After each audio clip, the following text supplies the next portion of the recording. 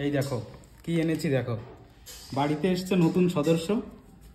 আচ্ছা, দারুণ লাগছে তো। এটা এগুলোর কি নাম? এগুলো হচ্ছে ইম্পোর্টেড কই, জাপানিজ কই অথবা কুহাকু কই। এগুলো কিন্তু ভেল, সবগুলো কিন্তু ভেল। ভেল মানে লেজগুলো দেখেছো কত বড় বড়, একে বলা হচ্ছে ভেল এই মাছগুলোকে।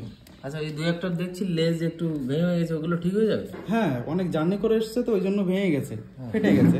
তাই এটা কিছুদিন থাকলে, এটা কিছুদিন থাকার পর ঠিক হয়ে যাবে। আচ্ছা, এমনি এমনি ঠিক হয়ে যাবে, কিছু করার দরকার নেই, এমনি ঠিক হয়ে যাবে। আর এখন কি নার্সিং চলছে নাকি? হ্যাঁ হ্যাঁ, এখন নার্সিং চলছে। নার্সিং কি জন্য করা হয়?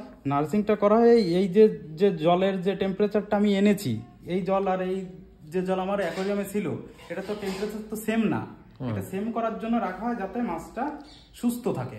আচ্ছা, সেট হয়ে যায় নাকি? হ্যাঁ হ্যাঁ। নার্সিং এর জন্য ওখানে এমনি কোনো কিছু ইউজ করা হয়েছে? শুনেছি ব্ল্যাক সল্ট না কি ইউজ করে? সল্ট ইউজ করেছি যাতে মাছটা অন্য জায়গা থেকে এসছে তো, আর এখানে আমার যে মাছ রয়েছে সেই মাছগুলো সব সুস্থ আছে।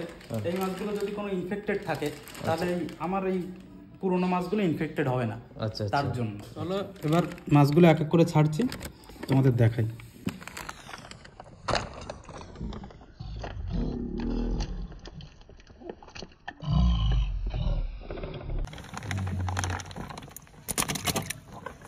এই দেখো, এটা তো দারুণ লাগছে কালারটা। হ্যাঁ